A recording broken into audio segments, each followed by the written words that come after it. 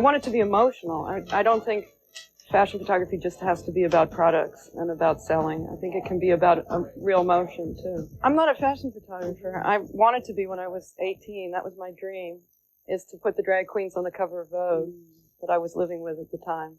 And I just think, so now that I'm actually doing fashion, like 25 years later, I want to use my people, because I think they're the most beautiful people in the world. Nan Goldin has been a photographer since 1972, but fashion shoots are relatively new to her. She's much better known for her startling documentary photos of herself, her friends, her neighbors, and acquaintances shot over the past 2 decades. There's, drag queens, there's sex changes, there's men and men, there's women and women, there's women with sex changes, there's men with drag queens. It's a lot about really pushing these boundaries with real people who are really living this way versus models who are dressing this way. Making sure to free ourselves from all the weight of all the... Goldin's career began at 14 when she ran away from home with a few clothes and her camera. She took up residence in Boston's transvestite neighborhood.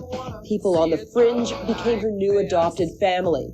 And since 1972, the subjects of her artwork, candid visions of an underground world.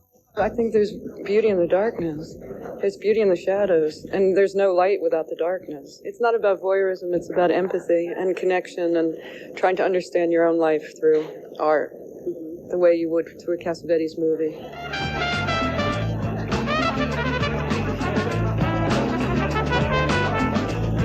Today, Goldin's work is exhibited by mainstream galleries, including the Whitney in New York, which is staging a retrospective of her work. In terms of what you've captured in the past, it really, life as it is, I'm sure that there's little direction that you really give your subject. No, none at all. What about in this situation?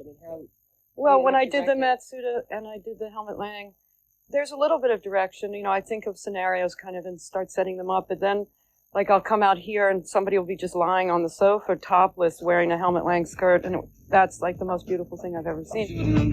How comfortable do you feel as, sort of a novice player in the fashion world? I think it's a thin line that photographers walk between being commercial and being artists. I know a lot of commercial photographers who have been very successful and find it really hard to do their own artwork.